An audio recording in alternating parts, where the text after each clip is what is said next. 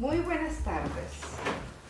Les doy la más cordial bienvenida a la segunda charla relacionada a la figura del destacado escultor italiano Antonio Canova. La conferencia del día de hoy se titula Canova y sus grandes éxitos en la búsqueda de la belleza ideal. Será dictada por Huguet de Girolamo, del Mauro Zunino, licenciada en Teoría e Historia de Arte de la Universidad de Chile y doctorada en Historia de Arte de la Universidad de Florencia, Italia. Quiero decir que nosotros, la Academia Chilena de Bellas Artes, está muy contenta, muy orgullosa de tener a Huguet en varios ciclos, haber tenido, la tenemos ahora y la tendremos en muchas de estas charlas, y de verdad ella ha sido un gran aporte para la Academia. Nuestra página ha sido visitada por muchas personas. Tus charlas han sido fantásticas y bienvenidas. Gracias, yo a ustedes les agradezco infinitamente la posibilidad, porque estoy muy agradecida, todos han sido tan amables, además me siento como en casa y eso es impagable. Les agradezco por dejarme hablar de lo que me gusta también y comentarles de estos grandes artistas. Vamos entonces a proseguir con la historia de este gran escultor que es Antonio Canova. Y yo ya les había contado algunas cosas que voy a resumir brevemente. Antonio Canova nace en Pozzagno, que es un pequeño pueblo de la región del Véneto. Y en esos tiempos, él de muy pequeñito queda en el fondo al cuidado de su abuelo paterno, porque muere el padre, la madre se vuelve a casar, y el abuelo paterno, este señor que se llamaba Pasino Canova, había sido en el fondo una suerte de albañil, había esculpido algunas cosas, tenía algo de conocimiento, no algo, sino que bastantes conocimientos de escultura. Y él es quien lo empieza a formar en esta actividad. Cuando el abuelo se da cuenta que el niño tiene precozmente mucha habilidad, lo ayuda a entrar en un gran taller de un escultor que le llamaban el Torretti, y de a poco Canova se va acercando al centro cultural de su región, que es Venecia, y se va a quedar a vivir en Venecia un buen tiempo, donde va a empezar a realizar obras que van a causar impacto en toda la población de la ciudad, que en ese tiempo era una ciudad además bullante de actividad cultural, de actividad social. Y después de la venta de una de sus obras más importantes, que les mostré la sesión pasada, que es de Ícaro y Dédalo, se va con ese dinero a Roma.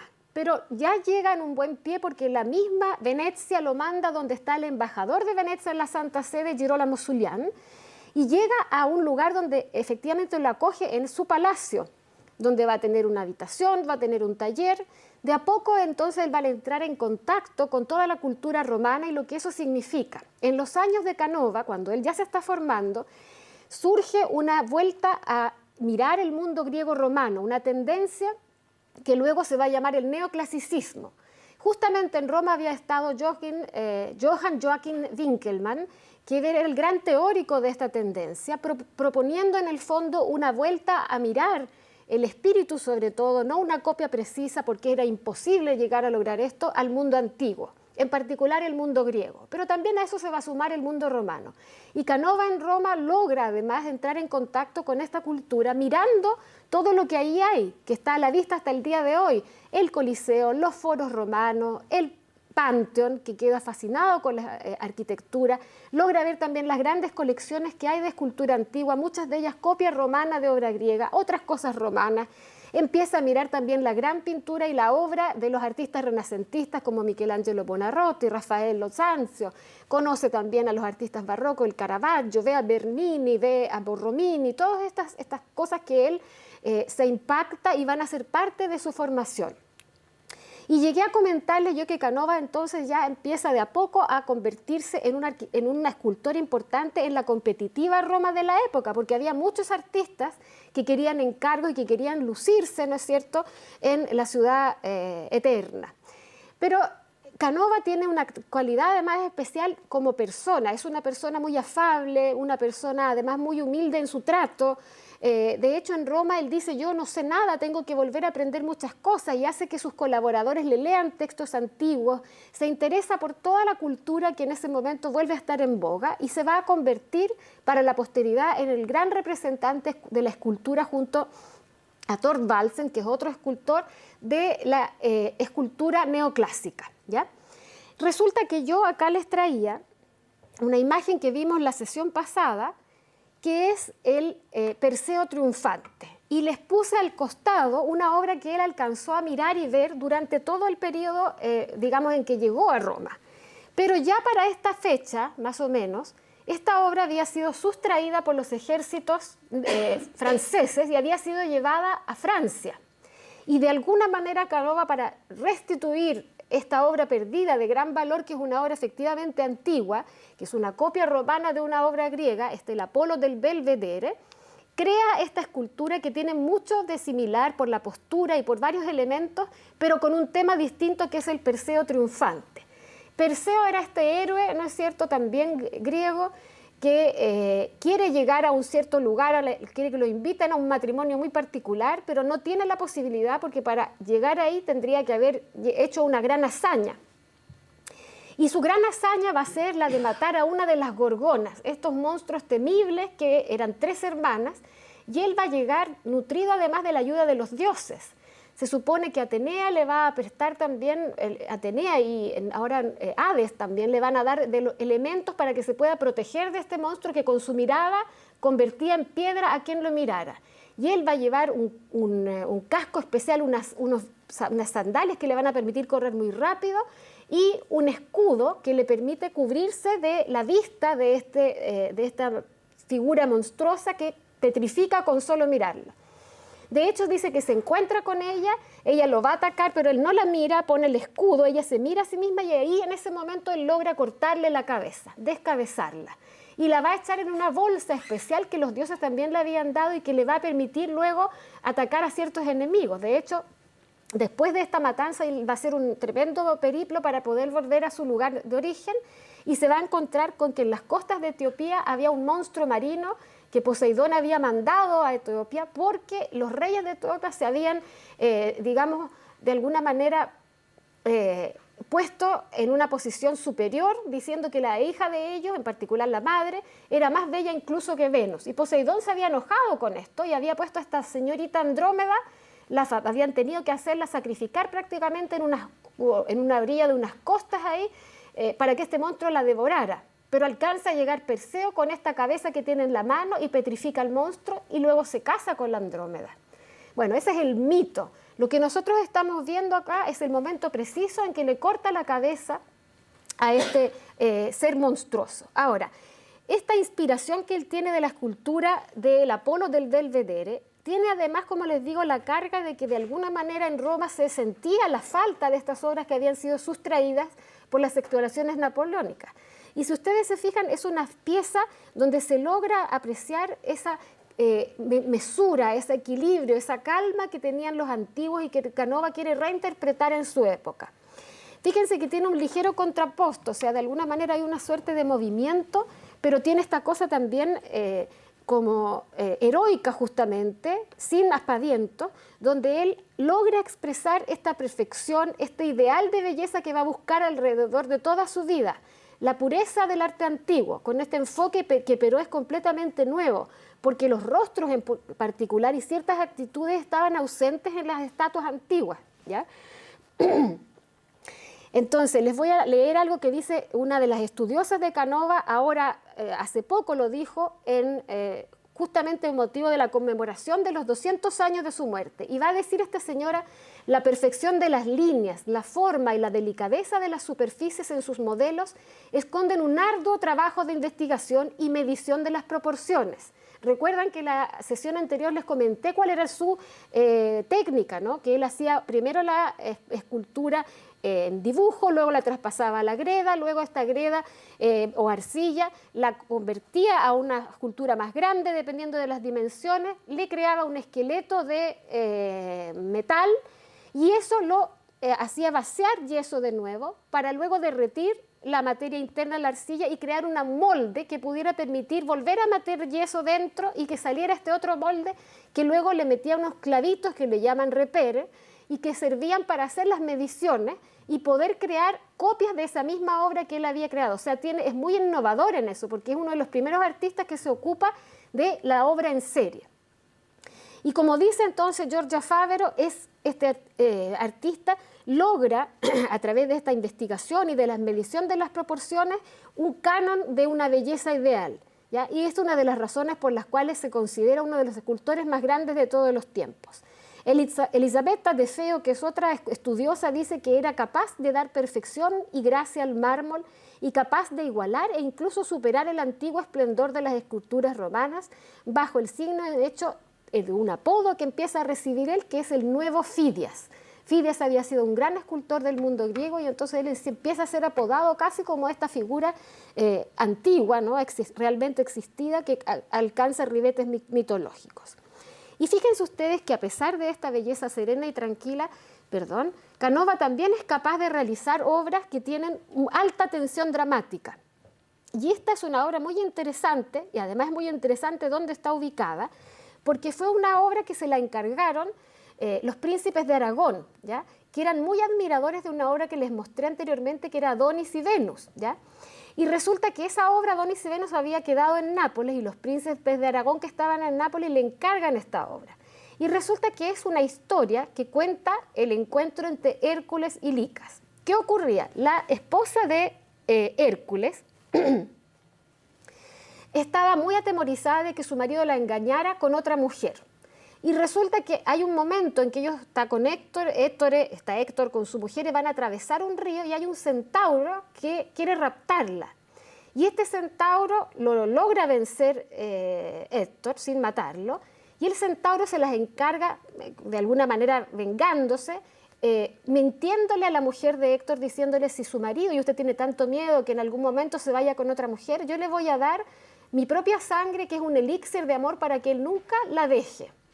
Y ella entonces empapa una túnica con esta sangre creyéndole, pero la verdad es que esta sangre era venenosa. Pasa el tiempo y en un momento parece ser que Héctor se entusiasma con otra señora, está en otro lugar, le van a avisar a ella de esto y ella manda a su empleado, que era un chico joven, empleado de Héctor y de ella, Licas, a que le pase esta túnica que lo cubra de alguna manera. Y Licas, como es un empleado, obedece las órdenes, llega donde Héctor, le pasa la túnica, pero apenas se la pone Héctor, que supuestamente era para la protección, hay toda una serie de intrigas en cuanto a esto, empieza a quemársele la piel y siente un dolor lacerante. Y en ese momento se la agarra en contra de este Licas y lo toma por los pies y lo tira al mar. Y ese es el momento en que está concebida esta obra, en el momento de la rabia de Héctor, que está tomando por el pie, se fijan, a este jovencito que se está agarrando ahí de una piel de león que había abajo también, que era una de las características que se asociaban a Hércules. Y fíjense que está ubicado en la Galería de la Academia, en la Galería Moderna de Roma, y tiene dos obras de dos artistas italianos que son del arte povera. Y sobre todo la obra que ustedes ven azul ahí, es una obra de Pino Pascali, que había hecho esta obra que se llama 32 metros cuadrados de mar. ¿Y qué es lo que había hecho? Utilizado elementos muy simples, estas especies de bandejas de metal, con agua, con anilina de colores azules, de distintas tonalidades para recrear el mar. Los artistas pobres les interesaba mucho trabajar con la naturaleza, con elementos justamente pobres para hacer este tipo de obras. Entonces es como si en ese momento estuviera lanzándolo directamente al mar. Ahora, él había hecho un estudio bastante importante en cuanto a la posición geométrica. El héroe, ustedes si se fijan y lo van a ver, está en esta posición de máxima tensión muscular, sorprendido, ¿no es cierto?, en el acto de levantar al muchacho que está poniendo una resistencia, aferrándose a esta piel de león que les digo yo. Y es un grupo que tiene algo de, digamos, de esta en intensidad energética, en el punto álgido, en el momento desesperado en que el niño además con sus facciones grita, mientras que Hércules tiene en la cara esa cara de enojado, ¿no es cierto?, de furia. Y él se había inspirado, Canova, en algunos mármoles antiguos que había visto en Roma. Hay un Hércules Farnese, también un grupo muy importante, y el Laoconte que les presenté la clase anterior, que también había sido llevado a Francia. Entonces retoma esto y lo presenta.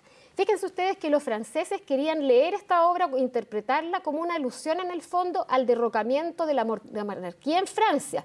Pero esa era una lectura que hacían los franceses, porque la obra de Canova, a diferencia de otras obras de artistas como David, que es un gran pintor de esa época, el pintor neoclásico, que sí tienen un trasfondo político muchas veces, no tiene ninguna referencia ideológica. Él no estaba comprometido con identificarse con ninguna, digamos, fase o etapa de estas circunstancias. Y, como les digo, es una de las obras que muestra esta increíble destreza. Ahora, políticamente, ya les he mencionado, fueron años muy turbulentos. Estamos ahí en 1795 y se va a demorar muchos años justamente por todos los problemas políticos que hay, tiene muchos otros encargos, va a terminarla recién en el año 1815.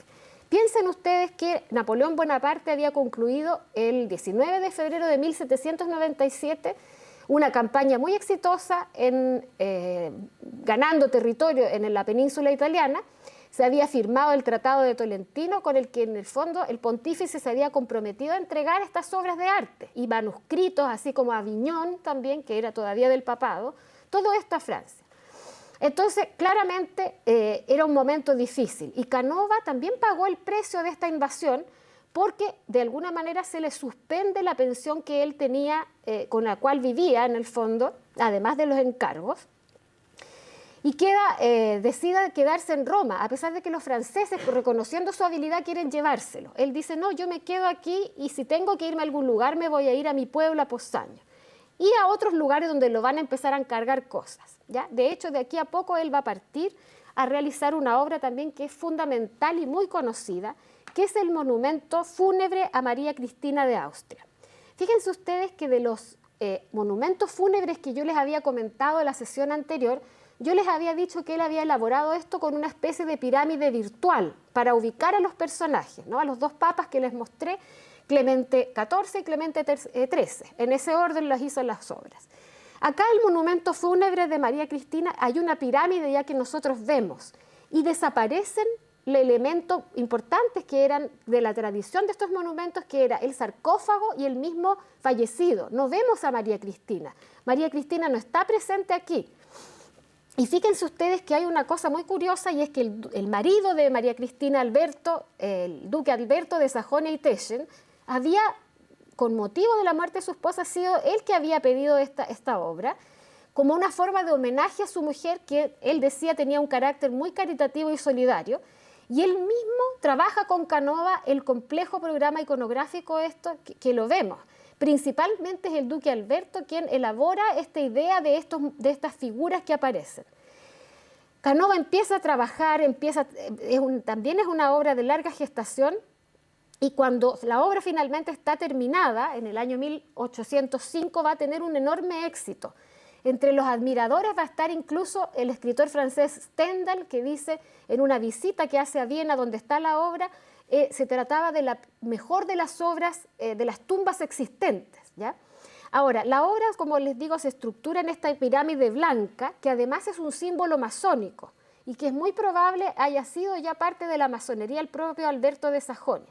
Pero el punto focal de la composición es esta entrada oscura, si se fijan ustedes, ¿no? Donde arriba se alcanza a leer Alberto a su excelente esposa. Y están entrando a este lugar una serie de personas y hay participantes, gente que en el fondo hace una suerte de procesión hacia el sepulcro que nosotros no vemos, nosotros vemos solo la entrada. Vean ustedes que aquí al costado de nuevo aparece este ángel, que lo hemos visto en otra obra, me parece, se los alcancé a mostrar en uno de los monumentos fúnebres de los papas, con el león, que siempre tiene este genio al lado del dolor, le llama, que tiene facciones, si uno se acerca, que son bastante dulces y está apoyado como de alguna manera compasiva sobre este león, que está como también en una posición media durmiente, que puede ser una representación de la muerte, pero también de la melancolía y de la tristeza, dicen algunos expertos. Ahora, esta procesión que nosotros vemos es una procesión que se realiza a través de una escalinata que él crea de 3 niveles, y fíjense que están arriba de un manto, ¿ya? Están subiendo arriba de un manto e incluso aparece una mujer con unos niños, etc. Todas estas personajes son la caridad o piedad también, que es la joven que está acompañando a otra muchacha que aparece como medio escondida, ya por ahí esa pequeña niña que aparece, y así cada uno, y hay un señor anciano también que está siendo acompañado, apenas va caminando ahí. Entonces son todas representaciones que tienen que ver también con los aspectos de la personalidad de esta María Cristina de Austria, que por su propio marido, y parece ser que era real esta idea, era una mujer caritativa y piadosa. Ahora, todos los integrantes entonces van unidos, de alguna manera, no sé si alcanzan a notar, por una guirnalda de flores, que va por aquí, ¿se fijan? Va ahí, todos van con esa guirnalda de flores, y van prosiguiendo en el fondo como siguiendo a la primera que va entrando a ese lugar. Hay un medallón arriba, un recuerdo de la difunta, no está la escultura, sino que un medallón con su cara y con su nombre, ¿ya? Y en el fondo es como que este paño, este velo que parece impalpable si uno lo ve en presencia, es en el fondo, algunos lo han interpretado como la continuidad entre la vida y la muerte. Hay un intento, ¿no es cierto?, de crear también, de parte de quien ha interpretado la obra, esta idea. Fíjense que aquí hay algo muy interesante. Hay un escritor que se llama Ugo Foscolo, que es prácticamente paralelo, digamos, a Canova, que al mismo tiempo, con algunos años de diferencia, va a estar escribiendo en el año 1807 un libro de poesía que se llama Dei Sepolcri, de los sepulcros.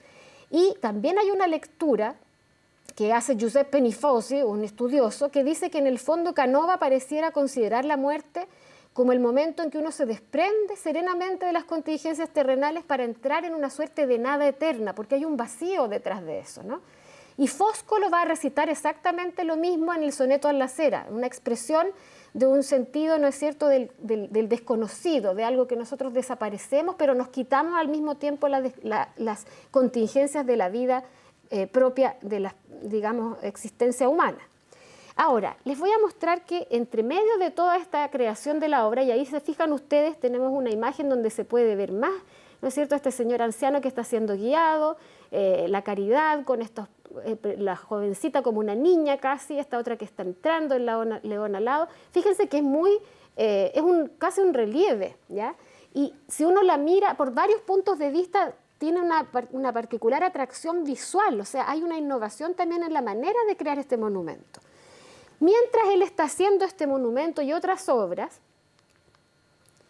vamos a ver que le va a tocar hacer una obra que él no tenía muchas ganas de hacer, pero que le toca simplemente tener que realizarla. Yo les conté que en un momento él se va a Posaño, a su pueblo, diciendo que eran giorni tristísimos, o sea, días muy tristes, porque esta invasión que había ocurrido, ¿no es cierto?, en la península italiana había resultado también en la invasión de las tropas francesas de Roma y anteriormente de Venecia, que había dejado de ser una república para convertirse, luego Napoleón la va a entregar a los austriacos en un lugar que ya no era reconocible como la república que él había conocido. ¿Y qué pasa? Que cuando él está en Roma, además trabajando en algunas de las obras que le he mostrado, viaja por el mundo según los encargos, hacia 1802, Napoleón Bonaparte, sabiendo de la fama de este gran escultor, decide encargarle un retrato, ¿ya? Un retrato escultórico que llevara su firma. Canova al principio se pone reacio en el fondo, no tiene muchas ganas de participar al servicio del que él considera el verdugo de la República de Venecia, que era lo que había ocurrido después de un tratado llamado de Campoformio, y resulta que ya no sabe cómo responder con esta convocación. Napoleón insiste y finalmente, a pesar de las tensiones que hay entre Francia y el Estado Pontificio, Roma, donde él se encontraba, Canova, para no provocar más problemas ni dificultades, acepta la invitación y a finales de septiembre de 1802 llega a París, donde modela alrededor de 5 bocetos de arcilla del busto principalmente de Napoleón. De eso solamente queda una copia en yeso en la gipsoteca, que es donde se están los yesos, esa es una gipsoteca, que está en Posaño, en el pueblo natal. Pero le había pedido también una escultura colosal que él pudiera, Napoleón, ubicar en alguna de las plazas de París, donde él apareciera como el gran militar que era, ¿no? Ahora, ¿qué ocurre? Que Antonio Canova, para celebrar la figura, se le ocurre dibuja un yeso primero y empieza a pensar que en el fondo podría crear una escultura donde aparece Napoleón como uno de estos héroes que hemos estado mirando, estas figuras mitológicas, y lo realiza como Marte pacificador, en la esperanza de que finalmente Napoleón, en vez de llevar guerra, lleve paz y lleve estos principios de la revolución, los positivos, ¿no? Pero ¿qué ocurre? Que cuando Napoleón ve esta obra, se impacta y dice, pero ¿cómo voy a aparecer desnudo en una plaza pública de París? Y entonces, ¿qué hace? Manda a meter la escultura en el Louvre tapada por unas mantas porque no quiere que nadie lo vea desnudo. Pero resulta que Canova tenía la copia de esto y bueno, ¿qué ocurre? Que recién cuando cae Napoleón en 1815, esta obra se va a descubrir y la va a adquirir finalmente una persona que es nada más ni nada menos que un general en inglés, Sir Arthur Wellesley, duque de Wellington, que había sido uno de los vencedores de la batalla de Waterloo, ¿ya? Batalla en la que Napoleón pierde claramente. Y resulta que hacia 1817 se lo lleva a su residencia en Londres y lo ubica ahí, la primera de las obras. Se fijan ustedes que ahí está la cara de Napoleón como Marte pacificador, ¿no es cierto? Tiene en su mano el mundo y la victoria sobre la victoria alada, y lo coloca en su casa donde se encuentra hasta el día de hoy esa obra. Ahí está como para poder verla. Pero como nuestro amigo Canova sabía crear copias y se las encargan porque habían encontrado que es una cosa fabulosa, encontramos en la Pinacoteca de Brera en Milán 2 obras. Una que no les traje aquí, que está en la entrada. Cuando uno entra al patio de la Pinacoteca de Brera, se encuentra con una obra igual a esta hecha en bronce, que se la mandaron a hacer y finalmente terminó en ese lugar. Y la otra, que está dentro de la galería y que es uno de gioielli, o sea, de la joya de la exposición que hay en la Pinacoteca de Brera, que es pintura principalmente, está al centro de la sala 24 de esta escultura colosal, de la cual yo les traje un video que hice hace poco cuando estuve la última vez ahí. Y se fijan ustedes, miren las personas, más o menos para que puedan entender, porque el tamaño uno siempre dice 4,30 m con la base, etcétera, pero a menos que uno esté frente a la obra no alcanza a dimensionar la grandeza. No sé si me va a partir, ahí está. Perdonen, es un video con el teléfono, pero la idea era un poco mostrar esta sala 24 que además está iluminada, se fijan la obra por debajo y a través de esa ventana de luz, y está rodeada de lo que es la Pinacoteca, una serie de obras de la historia de la pintura italiana, de algunos otros, artistas de Europa.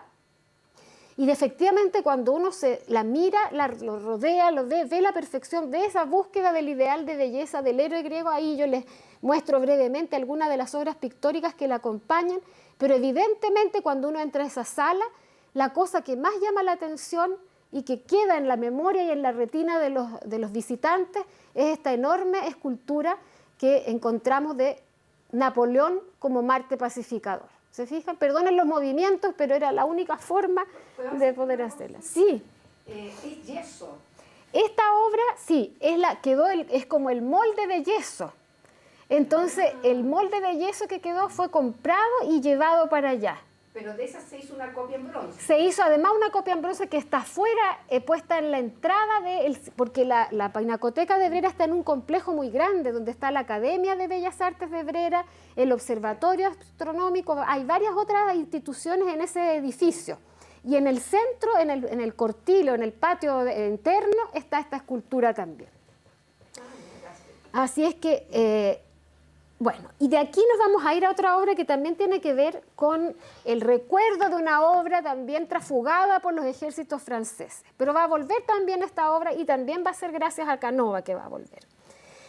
Se llama, la obra que vemos al costado ahí, que está a este costado, es la Venere Italica, que es la creación de Canova de una Venus que en el fondo él realiza como compensación del traslado de la otra Venus, que es una Venus Medicia, o sea que estaba en posesión de la familia Medici, y que fue llevada también por las expoliaciones napoleónicas a París, y él se inspira idealmente en esta obra. Más que nada se dice a nivel espiritual, porque claramente aquí tenemos una imagen distinta, siempre aquí se está cubriendo. Es una tipología de Venus que ya en la época antigua se le llamaba la Venus púdica, porque es la Venus que se cubre las partes púdicas, ¿no es cierto? Mientras la otra se está cubriendo sin tener un manto, acá esta está como saliendo de un baño, porque también esa era la explicación, ¿no? Que es el momento de esa escultura, era la Venus que salía del baño, salía de las aguas, y aquí en este caso está cubierta. Pero fíjense en la cara tiene una dulzura, una expresión suave, la misma articulación del cuerpo tiene una serie de matices que son hechos por el escultor. Y fíjense ustedes que esta capacidad única que él tenía para realizar las carnes, ese que les conté la sesión pasada, el trabajo muy preciso que él realizaba una vez que habían devastado el mármol y dejado la figura ya para que él la trabajara finalmente los colaboradores, y que se ha denominado toque directo, se nota perfectamente. Él mismo había pensado exhibir sus obras con un estudio especial de la luz. En ese tiempo no había luz eléctrica, entonces utilizaba velas para ver cómo estas obras iban a quedar, iba puliendo para que la luz en el fondo se compenetrara con la imagen. Y ahora, de hecho, esta es una de las obras que tenía pátina. ¿Se acuerdan que les comenté que a veces él, para darle al encarnado más realismo o una cosa más suave, le ponía una pátina que después se fue perdiendo por las restauraciones sucesivas que limpiaban y sacaban todo esto, a pesar de que podía haber quedado no en muy buenas condiciones, pero era un recuerdo de la mano del artista. Y esta pátina parece que tenía un color rosáceo, como si hubiera sido realmente la carne de la Venus, ¿no es cierto?, que está aquí presente. Ahora, varios críticos dicen que en el fondo esta obra, en el fondo, es una expresión artística en el fondo de la vulnerabilidad, de la Venus en este momento en que sale del baño, y que la obra de Canova supera incluso a la obra antigua, la obra del Medici original, justamente por el trabajo de la superficie y la textura del mármol. De nuevo, Ugo Fosco, lo que es este escritor, va a hacer una comparación entre las dos obras, la de Canova y la antigua que ustedes están viendo al otro costado, y va a decir de la primera: cielo más plano en este valle de lágrimas, queriendo expresar en el fondo con estas palabras que la otra obra tenía una superioridad particular, porque esta otra diosa era más real y por lo tanto más deseable, va a decir Ugo Foscolo. Ahora, también está aquí eso que comentamos en la sesión pasada, este ideal, ¿no es cierto?, del alemán Johann Joachim Winckelmann, en esa búsqueda de la belleza ideal, del distanciamiento de las pasiones, de las emociones muy exageradas, y solo queda, y también se lo dijo de esta obra, la noble sencillez y la tranquila grandeza. Fíjense ustedes que hay también obra muy interesante que tiene que ver con la historia, y esta es un retrato de una de las hermanas de Napoleón, que es la Paolina Borghese, que aquí aparece como Venus triunfante, y ya la ven ustedes en esta especie de silla o sillón que fue muy característico de época romana y que se volvió además a realizar en cuanto a la mueblería que se usaba en esta época, porque no solamente el neoclasicismo es un movimiento cultural que afecta a la pintura, la escultura, la arquitectura, sino que también a la literatura, la música, la moda y el diseño. Todas estas cosas vuelven a reaparecer. Y aquí hay unas historias bastante, digamos, simpáticas, porque Paolina Bonaparte, que había nacido en 1780, hermana de Napoleón, se casa en segundas nupcias con Camilo Borghese, un príncipe romano, ¿ya?, hacia 1803 más o menos. Y justamente para celebrar este matrimonio, el propio Camilo Borghese le va a encargar a Canova en 1804 esta obra. Cuando la mujer empieza a posar, cuando Paolina empieza a posar para el escultor, tenía alrededor de 25 años, y se dice que claramente estaba en el apogeo de su belleza, del esplendor social. Además, todavía Napoleón estaba en el poder, le daban el título de Alteza Imperial. Justamente el año anterior se había proclamado Napoleón emperador, ¿no es cierto?, de este imperio francés en la iglesia de Notre Dame. Y se cuenta que Canova utilizó su taller de una manera que en el fondo hizo el diseño primeramente, conservó solo eso, el estudio relativo al tema, a las distintas posibilidades que él podía tener para componerla, y finalmente, en último momento, lleva el mármol en el fondo a la casa de los Borghese, Las fases intermedias del diseño se las delegó, como siempre, a los colaboradores para que desbastaran este mármol, y de este trabajo, ¿no es cierto?, lo lleva a la casa de los Borghese y empieza a trabajar con Paolina. Ahora, se dice que Canova le había sugerido a Paolina que la podía representar como la diosa Diana, que era una virgen cazadora, etc. Y aquí está la anécdota, dicen que la Paolina, ante este consejo, se echó a reír y le dijo que si la retrataban como una virgen nadie le iba a creer. Jamás, así le dijo, nadie te creerá jamás. Y por lo tanto decidieron que iban a hacer una Paolina como Venus, ¿no? Y exactamente parece ser que mientras él estaba haciendo las terminaciones de la obra, tenía que estar Paolina con él solos en esta habitación particular. Y resulta que mucha gente, cuando después destapan esta obra y se muestra a un público, digamos, reducido, ¿sí?, causa sensación porque se ve que hay una sensualidad muy particular, bastante excesiva, algunos decían, pero agradable, ¿no?, de Paolina. Y muchos le preguntaban a la Paolina, ¿cómo fuiste a posar desnuda frente a Canova? ¿Sería que la habitación estaba bien calefaccionada? Hay verdaderos documentos, cartas, cosas que la gente le pregunta, las cosas más insólitas. Y Paolina era muy coqueta y entonces deja que la gente crea, sí, le dice, he posado realmente desnuda frente al escultor. Pero resulta que la gente le decía, ¿pero cómo? Y es un hombre y tú eres una mujer. Entonces ella le habría respondido maliciosamente, no es un hombre de verdad. Pero no para minimizarlo, sino porque, y ni tampoco porque le gustara el sexo, o sea, le gustara a otros hombres, sino porque él había tenido muy mala suerte en su vida sentimental. Se había comprometido varias veces, incluso con una mujer de apellido Volpato, que no es la actriz Paola, sino que una señora Volpato de su época, y estaban por casarse y resulta que ella lo estaba engañando con otro señor y deja el compromiso.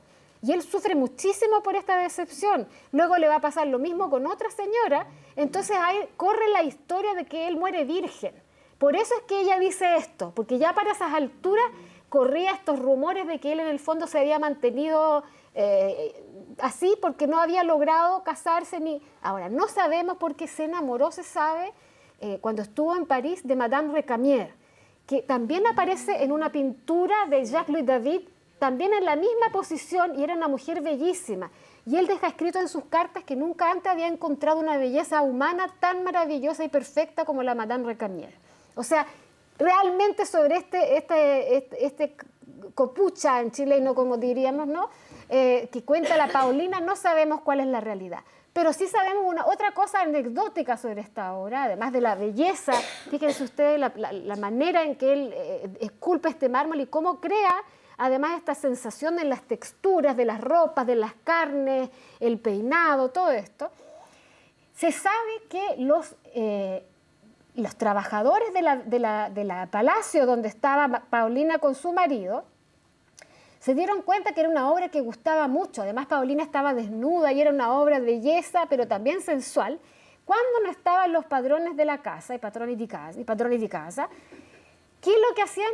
Cobraban entrada para que la gente entrara a mirar la obra. Y esto duró muchísimo tiempo hasta que de repente Camilo se da cuenta de esto y por supuesto corta inmediatamente esta visita pagada, ¿no es cierto?, que hacen sus dependientes que trabajan en su casa. Bueno, esas son las anécdotas, pero esas son reales. Bueno, y ahí, bueno, tras la caída de Napoleón, la obra va a quedar en el fondo la van a trasladar al Palazzo Borghese y después la van a guardar por un buen tiempo, hasta que finalmente la van a, de hecho, guardar también por el tema de los sirvientes que habían hecho esta demostración a fines de lucro, ¿no? Posteriormente va a terminar efectivamente en la Galería Borghese, que es de esta familia, y ahora se puede apreciar ahí. Y además les voy a contar otra cosa que también es anecdótica, pero es interesante, porque tiene que ver con esta belleza ideal, además de la juventud que logra Canova en este momento, y que claramente Paolina va a envejecer y va a tener una serie de achaques. Y ya de más anciana, ella le va a decir, Camilo, me gustaría pedirte un favor, esto está en una carta además. Sé que a veces permites que alguien vea mi estatua de mármol, porque el marido la mostraba también, pero a gente seleccionada y por el gusto de mostrar la obra.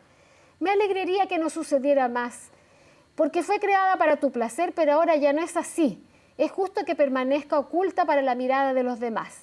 Ella se avergonzaba del confronto, o sea, de que la comparación de ella, que estaba enferma, que ya no era la belleza que había sido, la miraran con esta obra. Pero en fin, vamos adelante para mostrarles otra obra que también tiene que ver con la danza en este caso. Canova también le gustaba la música y la danza, y esta es una bailarina con címbalos. Yo aquí puse una lectura porque es una joven que está representada en esta actitud de dar este paso de baile, ¿no es cierto? Está con unas sandalias en los pies que son casi transparentes, si apenas se ven.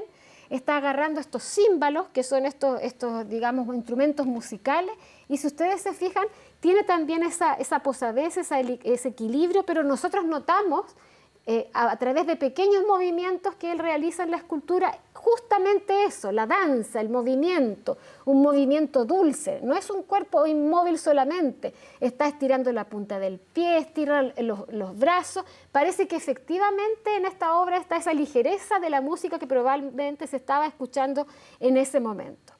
Y esta repetición de las figuras danzantes, yo en la sesión anterior les mostré una pintura dentro de la producción de Canova, evidencia justamente el interés del artista por el estudio del movimiento, del baile y en particular del movimiento, que él va a traducir sin exageraciones en una serie de figuras mitológicas que hemos visto, en diosas, en musas, también hace relieves, etc. Fíjense ustedes que ahora vamos a ir adelante con otra obra que es también de la serie de los héroes, ¿no? Heroica. Ahí tenemos un movimiento enérgico, es otro tipo de imagen. Y también es una obra que cuenta de una historia mitológica. Se llama Teseo y el Centauro. Resulta que hay un mito que habla de que había un matrimonio entre unos príncipes de Tesalia que eran muy amigos y cercanos a Teseo, Pirito e Hipodamia, ¿no? Donde también habían invitado a algunos centauros. La boda, cuenta el mito, transcurre alegre y festiva hasta que el más fuerte de los centauros, un tal Euritión, que estaba acalorado por el exceso del vino, pierde el control. Recuerden que además todos estos seres mitológicos que son mitad hombre, mitad animal, siempre hacen referencia a la irracionalidad, ¿no? A la parte impulsiva. Y la bestia esta se abalanza sobre la joven novia con la intención de secuestrarla y llevársela, desencadenando el caos total en la fiesta. Teseo, como era amigo de la pareja, va a intervenir de inmediato para liberar a la novia y detener esta locura, frenesí que se le había apoderado al centauro, que además los demás centauros también habían empezado a todos a acalorarse y ya estaba quedando la soberana escoba, como diríamos en buen chileno. Y resulta que aquí muestra el momento final de la lucha entre Teseo y el centauro, donde Teseo obviamente está venciendo sobre este centauro que se había atrevido a tratar de arruinar y perpetrar este hecho en la boda de sus amigos. Y fíjense ustedes que aquí vemos otra vez esa idea del hombre que es el que domina la bestia, o sea, el hombre domina el instinto animal, y aquí lo vemos que está apretando, fíjense ustedes, miran la obra, la mano izquierda está apretándole la garganta, con la derecha tiene un garrote, está listo para derribar al enemigo. Es el momento precedente al último, digamos, tiro que él va a dar para el último momento que va a exhalar, porque está como con la boca abierta tomando aire, ¿no es cierto?, este Euritión. Ahora, para poder expresar todo este esfuerzo, esta concentración de músculos de forma eficaz y de extremo realismo, acá les cuento otra anécdota que aparece en las cartas de la época y dice que él recurre a numerosos modelos de anatomía, estudios sobre el caballo, y se dice que incluso Canova hizo matar a un caballo real para poder utilizarlo y ponerle directamente el yeso encima, que habrían cubierto el cuerpo de este animal para poder trabajar con la mayor probabilidad este animal y la mayor realismo a través de también una serie de estudios que había realizado. No sabemos si haya sido realmente así. Se habla de eso en esa época, de esta matanza, que no era de un caballo nomás, porque primero no le resultó, después tuvo que matar otro y así. Pero finalmente no sabemos si fue cierto, pero está escrito en su época, o sea que algo de verdad puede haber. Y la cosa es que es expuesto en Roma y resulta que la obra que había sido encargada por algunos dignatarios italianos para dedicarla a Napoleón Bonaparte, finalmente se expone en su estudio cuando Napoleón ya había muerto en 1821 y lo va a adquirir el emperador Francisco I de Austria y obviamente ahí está en el Kunsthistorisches Museum en Viena actualmente. Y aquí vamos a llegar a la imagen que teníamos en el principio, que son las famosas Tres Gracias, que es el nombre de estos personajes mitológicos que muchas veces aparecen en la mitología griega y romana, después acompañando a Venus. Se trata de Eufrósine, Aglaya y Talía, y que muchas veces tienen distintos significados. Son estas jóvenes que casi están en este abrazo danzante, una entrega, la otra da, la otra devuelve, hay toda una lectura a raíz de eso. Pero estas versiones, piensen ustedes que hay dos que son de Canova, hechas por su propia mano, como con la modalidad que les comenté en la sesión pasada. Hay una que está en el Hermitage y otra que está en el Victoria and Albert Museum en Londres. Y aquí de nuevo vuelve a resonar las palabras de Winkelmann en eso del mundo antiguo y de los griegos, de la noble sencillez y de la serena grandiosidad. Y nuevamente Hugo Foscolo, el literato, esta vez le dedica un poema a la obra. Y yo lo traté de traducir, en el fondo, oh vago rito, oh Canova y a los himnos. Quizás, espero, oh creador de luces, otra vez conmigo darás espíritus a las gracias que de tu mano surgen del mármol. Y esta obra, fíjense ustedes, había sido primeramente encargada por la Joséphine de Beauharnais, que era la primera esposa de Napoleón Bonaparte. Y ella le había pedido a Canova que hiciera este grupo escultórico como se desprende de una carta de 1800 y tanto. Ahora, esta señora, la Joséphine de Beauharnais, había escuchado mucho hablar de Canova, ya sabía de que había hecho obras para incluso su propio marido, pero ella nunca vio el grupo, porque Canova en 1813 no le pudo dar la gracia de mostrar al menos algunos dibujos y completó la obra en 1817, ¿ya? Y resulta que ella muere en el mayo de 1814, por lo tanto no la alcanza a ver. Pero el trabajo de todas maneras tiene un éxito deslumbrante y fíjense ustedes que no solamente los literatos la elogian, sino que también hay el duque de Bedford queda impresionado con la belleza del mármol, lo trata de comprar, pero lo reclama uno de los hijos del primer matrimonio de Josefina, que era Eugenio de Beauharnais, y la va a terminar transportando a Rusia y luego va a ingresar una de las copias a las colecciones del Museo del Hermitage. Y bueno, con esto vamos a ir terminando nuestro viaje por la obra de Canova. No importa que no lean las letras, lo tengo yo ahí solo para demostrar cómo Canova y su obra inspiran también a literatos, inspiran el ánimo de muchos otros artistas que crean obras a partir de la obra de Canova. Y esta es Hebe. Hebe era una figura mitológica que era la depositaria de en el fondo, eterna juventud. Y además servía a los dioses y les servía unos elixir que, si ustedes se fijan, lleva en una de las manos una copa y un jarrito, ¿no? Ella servía a los dioses con estos elixir y él la representa en esta forma. Ahora, esta Hebe causó una enorme también, por así decirlo, fíjense que desde 1796 a 1814 causó expectación. ¿Y qué es lo que hizo? Hizo 4 versiones de esta misma obra. Hay una que está en el Staatliche Museum de Berlín, otra que está en el Hermitage en San Petersburgo, una que está en el Museo de Chatsworth en el Reino Unido y la cuarta está en un museo en Italia que es el Museo de San Domenico en Forlì. Estas son 4 obras que son copias de la primera imagen en greda que él hace, que él después devasta, pero él trabaja en las 4. Por lo tanto, son 4 imágenes originales hechas por el artista. Y fíjense ustedes que esta Hebe, que hija de Zeus y Hera, era la personificación de la juventud con todos los placeres que eso conlleva. Y eso, esta copa de los dioses, que además les sirve, como les decía, un néctar y una ambrosía que se llamaba, es lo que ella, el plasma a esta mujer joven, alegre, fíjense ustedes, que tiene una plácida mirada, una plácida cara, pero este mismo movimiento de la figura, el movimiento de la ropa, del ropaje que hace, hay algo también de ese movimiento como de baile, ¿no? de la danzatrice, de quien danza. Y está animado, si ustedes se fijan, el cuerpo como si tuviera una especie de fuerza interior que muchos han definido como indefinible, a estar envuelta en este viento, en este paño que en el fondo agita este vestido, ¿no? Y que también despeina, si uno la ve por detrás, tiene como unos rizos despeinados. Entonces hay algo muy vivo, aunque nosotros la veamos así tan blanca como yo les conté, que después cuando las pulieron tanto, empezaron las críticas que parecía que hacía solo obras para elementos funerarios, pero no era así.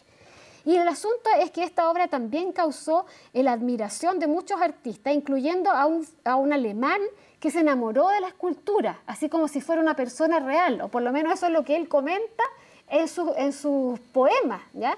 Este señor, Johann Gottfried Söhne, la vio en algún momento y escribió lo siguiente, dice: ahora mi alma está llena de una cosa, la Eve de Canova. No sé si ya la conocéis, a la adorable diosa de este artista. Me dominará durante mucho tiempo, tal vez para siempre. Casi creo ahora que los nuevos han llegado a los viejos. O sea, en el fondo está diciendo, ha superado el maestro a los antiguos. Se dice que es una de las obras más hermosas de todos los tiempos, que retrata la eterna juventud. Y ahí él sigue haciendo una serie de descripción de la obra, incluso de ese: me quedé embriagado de su dulce embriaguez, como si estuviera hundido en un mar de dicha, con asombro ante la diosa que amablemente me miró. Y mi alma está en llamas. O sea, realmente crea una poesía en la que él siente esta sensación de quedarse fascinado, como que casi vaya a cobrar vida esta mujer, esta imagen creada por Canova. Y vamos a llegar terminando a un monumento que es una obra arquitectónica. Fíjense ustedes que a Canova le habían pedido que en su pueblo original, en su pueblo de nacimiento, en Posaño, él hiciera en el fondo, reconstruyera una iglesia que estaba bastante en malas condiciones, pero él en vez prefiere y propone crear un edificio ex novo, o sea, crear una obra completamente nueva. Y crea este grandioso edificio que, si ustedes se fijan, tiene mucha relación, vean la cúpula, con el Panteón romano, y en la parte de adelante con el Partenón en Atenas. Entonces junta estas dos culturas, el mundo antiguo, le encarga también a varios de sus colaboradores que lo ayuden también, pero él no lo va a alcanzar a ver terminado, ¿ya? El edificio se va a completar con sus colaboradores que van a terminarlo, pero ya aquí vemos los tres lenguajes típicos, característicos del mundo antiguo, ¿no es cierto? Hay varios modelos que tienen que ver con las columnas, que tienen que ver con el friso, etcétera. Y en el fondo aquí crea Canova una grandeza en el fondo de las civilizaciones que sobresalen en el arte, que son el arte romano y griego, y que se van repitiendo en este, como les decía, neoclasicismo. Vuelve a surgir este gusto por esta época. Yo les tengo, creo, una imagen que logré encontrar del interior. Y díganme, los que han estado dentro del Panteón en Roma, esa sí tiene un ojo en el fondo como una ventana de luz. Es muy similar. Claramente aquí esto es una iglesia. Y el Panteón había sido un templo que luego se convierte en iglesia, que luego pasa a ser simplemente una especie de museo, un monumento, ¿no? Él en el fondo recoge todo eso y hasta el día de hoy se hacen misas ahí en ese lugar que Canova había creado. Canova, pero ya para esta época, hacia el año 1822, en el mes de septiembre empieza a sentirse mal. Yo ya les comenté que tenía siempre problemas estomacales y que además usaba ese martillo él para trabajar, que apoyaba aquí en la boca del estómago. Algunos dicen que eso le provoca finalmente una oclusión intestinal, pero parece ser también, hay otros dicen que estaba con una disentería, alguna enfermedad unido a este trabajo en el que él apoya las herramientas de trabajo físico fuerte. Lo enferman y él llega a Venecia, porque la idea de él era llegar a Posaño cuando no se sentía nada de bien, y se alcanza a llegar a Venecia, a la casa de uno de sus amigos de nombre Florian, cerca de la Piazza San Marco, famosa en Venecia, y finalmente muere el 13 de octubre, en la mañana del 13 de octubre de 1822, hace 200 años atrás. Ya en esa época era tan famoso que tuvo dos funerales. Uno se celebró en Posaño, natal, el 25 de octubre, con un obispo que celebra la misa, y el segundo el 31 de enero del año 1823, con una grandísima multitud en la iglesia de los Santissimi Apostoli. Ahora, fíjense ustedes que pasa algo muy curioso. Antes de que lo sepulten, a Canova le quitan el corazón y una mano, ¿ya? Y dentro de la parte de que tomaron el corazón y la mano derecha, la sumergen en el alcohol. El cuerpo va a ser enterrado en Posaño, aquí, en este lugar, en el templo que él mismo diseñó, mientras que el corazón va a ser llevado a la iglesia dei Frari en Venecia, en un cenotafio que el escultor mismo, o sea, un monumento fúnebre que él había ideado para Tiziano Vecellio, pero que no había logrado completar. Lo completan, también es como una forma de pirámide, como la de la María Cristina, y ahí está su corazón. Y bueno, la producción de Canova en general es muy extensa. Deja al final como 50 bustos, 40 estatuas, docenas de grupos, además de las copias que él mismo logra hacer de su propia obra a través de este innovadorcísimo, perdonen la exageración, pero sí muy innovador procedimiento escultórico que permite crear la copia, ¿no? Y piensen ustedes que la fama de este hombre llega a tal momento que aquí en Chile, al final del mundo, todavía lo estamos festejando a 200 años de su muerte. Y yo les quería mostrar dónde se puede ubicar cosas de Canova, además, sus modelos. Gipsoteca tiene que ver con el yeso, son la colección de yesos que está ahí en Posaño. Y fíjense ustedes que hay varios de lo que hemos visto. Teseo, ¿no es cierto?, con el centauro. Allá está Héctor Elica. Acá hay una de las bailarinas. Tenemos también acá la Venus con el Adonis que hemos visto. Muchas obras de corte, digamos, mitológico, de figuras de dioses, de figuras mitológicas y también retratos. De hecho, el busto de Napoleón de la pura cara, esa que alcanzó él a realizar con él enfrente, también está ahí, que es lo único que se mantiene. Y para terminar, yo quiero mostrarles este video donde aparece un artista sin tiempo, ¿no es cierto? Un artista que supera las fronteras del tiempo. Y fíjense que ahí muestran la estructura que él ideó, ¿no es cierto?, que es donde reposan parte de sus restos, en Posaño, y que se puede visitar. Y vamos viendo ahí cómo la gente va entrando en este verdadero himno a la cultura clásica, al mundo antiguo. Ahí nos fuimos a otro lado, fuimos a la Gipsoteca, que está cerca de la casa natal, donde se fijan ustedes que están todos estos yesos con los puntitos. Estos sí tienen los puntitos, las mediciones que él realizaba para poder crear las copias. Y ahí está el centauro, se fijan ustedes, Euritión con la boca medio abierta. De nuevo estas figuras que él utilizaba. Ahí está la procesión, se fijan, en la copia de yeso del monumento fúnebre de la reina austriaca. El medallón, o sea, todas esas cosas también se pueden apreciar y fíjense que todo había sido medido para poder ser replicado.